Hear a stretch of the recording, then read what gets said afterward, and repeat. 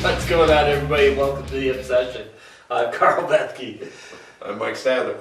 Dude, you're something. I'm not nothing. How you doing today? Good. All right. Good. Yeah, here's the question. All right. We're going to do this, the Mockscrape question. Oh, why do you not want to have a lot of Mockscrapes on your property? Isn't it better to have more, and if not, why? And how do you guys tell how many to put on a property? Is it based on land size, or how do you guys decide how many to place in each location? And this comes from Jeff. Oh, and then at the end he says, what about mock rubs, Mike? What about mock rubs? Okay. All right. Well, Jeff, let's start with mock rubs first of all. Tried it one time on the edge of a food plot because I figured if a buck comes in there and there was only one little cedar tree, if he sees that cedar and it's rubbed, maybe he'll go over there and rub on it. And so I took a saw and I kind of went up and down on it. This was years and years ago. And it didn't seem to affect or make bucks come to that particular spot to rub. Rubs are usually one-time deals in the woods. So I think there's really, in my opinion, no reason to try and make a mock rub. Maybe just rub wherever they want. Pretty much. In my opinion. Randomly throughout the woods. They're now, granted, every once in a while you'll get that one area that they seem to hit all the time, year after year. Well, I do have that, you know, some of the pictures, the videos we use. Yeah, and we have that here. Yeah. I mean, I think you'll get. But why do they hit it? Because it's a travel route. Yeah. And it's a successional location. They go from bed to food or food to bed. Yeah. And you see that, for some reason, they seem to like that tree more than others. Hence, why I hang a mock scrape next to it. Yeah. So the Mockscrapes, they're not based on property size at all. No. We never do that. Nope. So to answer that, that's an easy one. Yeah. We tend to have them, well, I'm not going to say that. I'll say every one we have is shootable. Yeah, 100%. 100%. Every one we have is shootable with a bow. We do not have one on every stand. We do not. We have one on every green field. Yes. That we do. Yeah. But that's more, so I was actually questioned by a guy too at work on this. He's like, you guys talked about putting mock scrapes on green fields. Well, why would you put a mock scrape on the green field? Well, the reason that we put the mock scrape on the green field is for inventory. Yeah. It's not so much that we're just going to hunt right there on the edge of that food.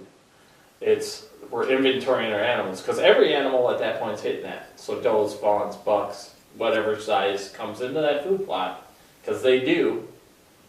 We see every deer that goes in there, because a lot of our food plots, some of them are shaped differently, some of them are long, where you have to run multiple cameras. Mm-hmm. We only have so many cameras. I mean, cameras aren't cheap. Yeah. Cell cameras are real expensive. Yeah, buddy.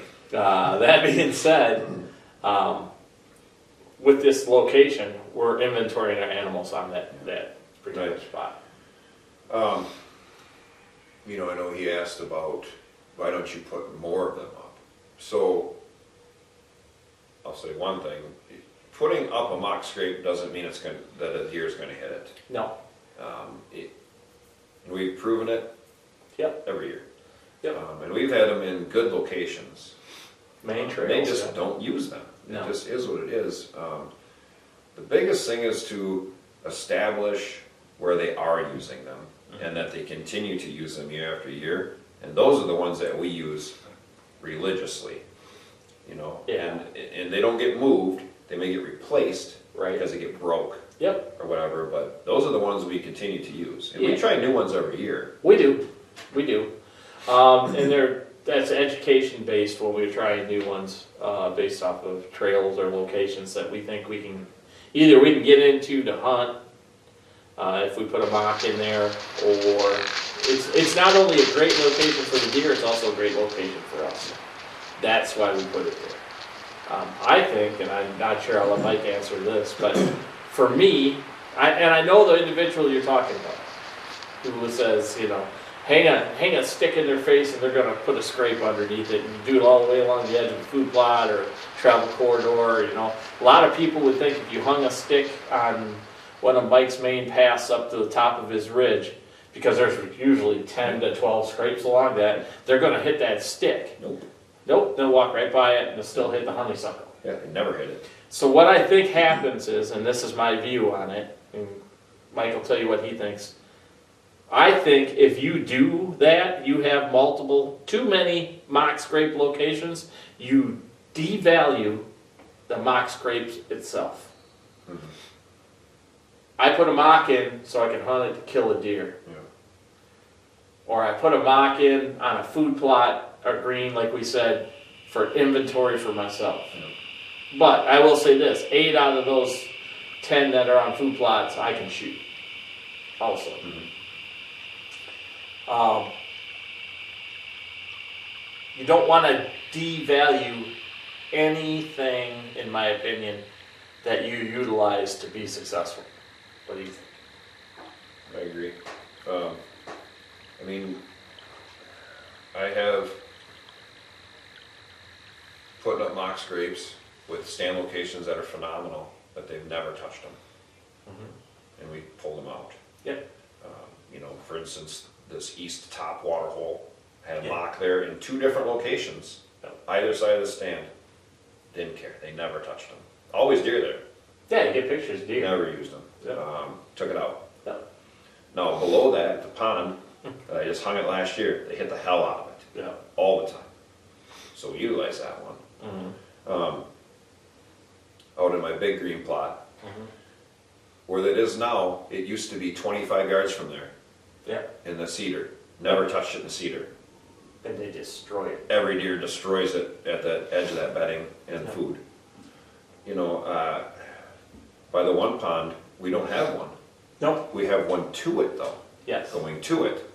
And we both gets pounded. Yeah. The year before, we hung it up the trail from that stand. Yeah. And with a camera. Yeah. They never touched it.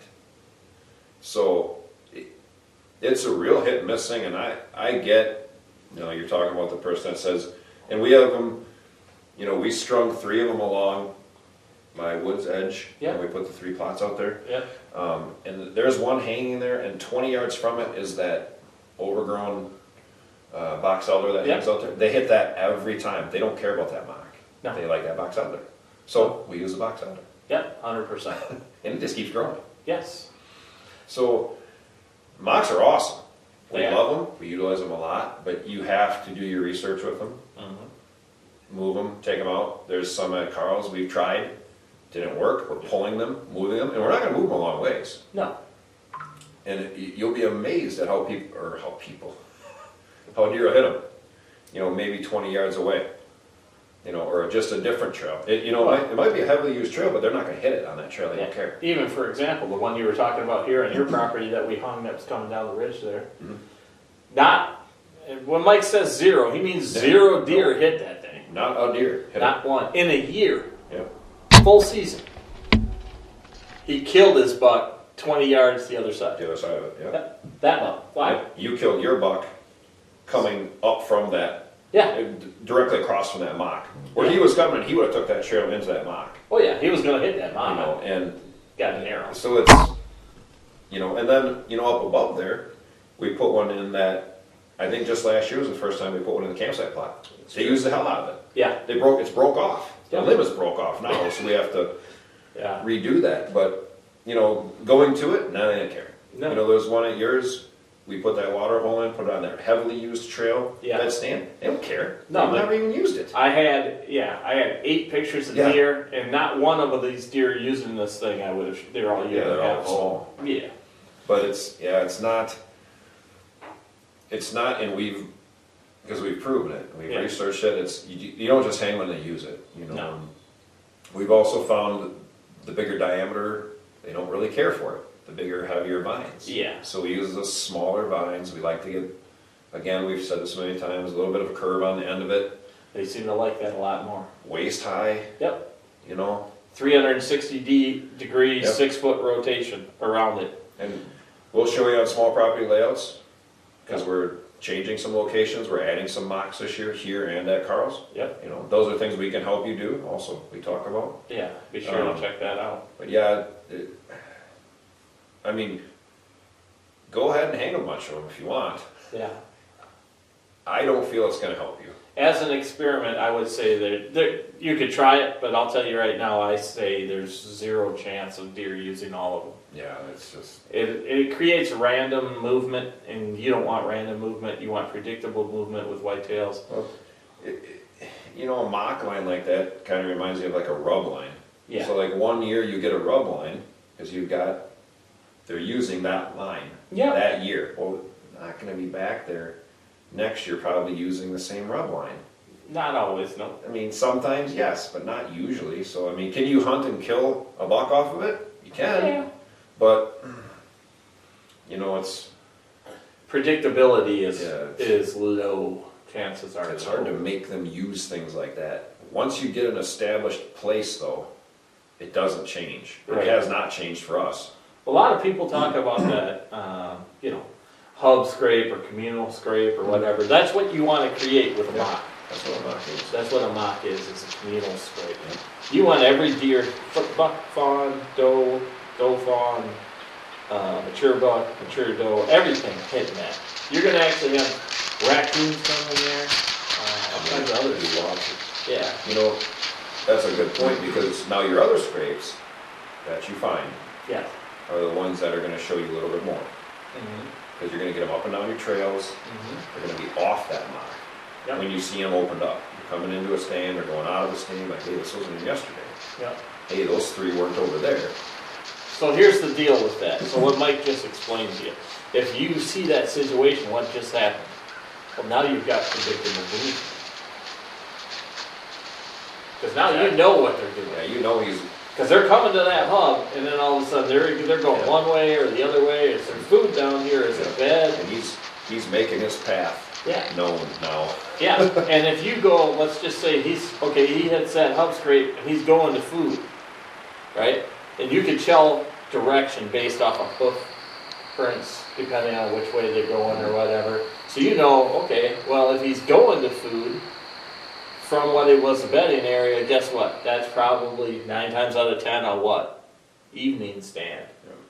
If he's coming from food and coming back and then he's going to a bedding area, that's probably going to be a good chance that you could be above him and hunt that deer in the morning, or hunt him on a transition through there. That's how you figure that out. It's predictability of chance, and that's how you become successful with whitetail hunter. A pretty simple layout, right? Yeah. I mean, that's the way things are. I mean, check out our small property layouts. We've done lots of shows on mocks. We show putting in mocks, taking out mocks, moving mocks. Yeah. That's stuff that can help you probably with what we found that works for us. If you need help, Get a hold of us. get hold of us. You can check us out. You can get a hold of me or Mike at rushoutdoorswi@gmail. If you guys go to Rush Outdoors and just punch up Rush Outdoors, you guys can go in there and see the Archery Pro Shop. And there's a phone number at that point. You can get a hold of us there. Talk directly to us. We'll be able to give you prices and everything. We're starting a small property layout because we want to help everybody become a better hunter. Yes. We appreciate each and every one of you. If you guys want to just listen to the podcast, you can check the podcast out right here at YouTube, RSS.com, Apple, Spotify, Google, iHeart. Amazon. Yeah, buddy. Yeah, buddy. If you guys want to listen to us on Instagram, you can check us out at Rush Outdoors WI on Instagram. Also, The Obsession Podcast Hunting. We appreciate each and every one of you. Yeah, buddy.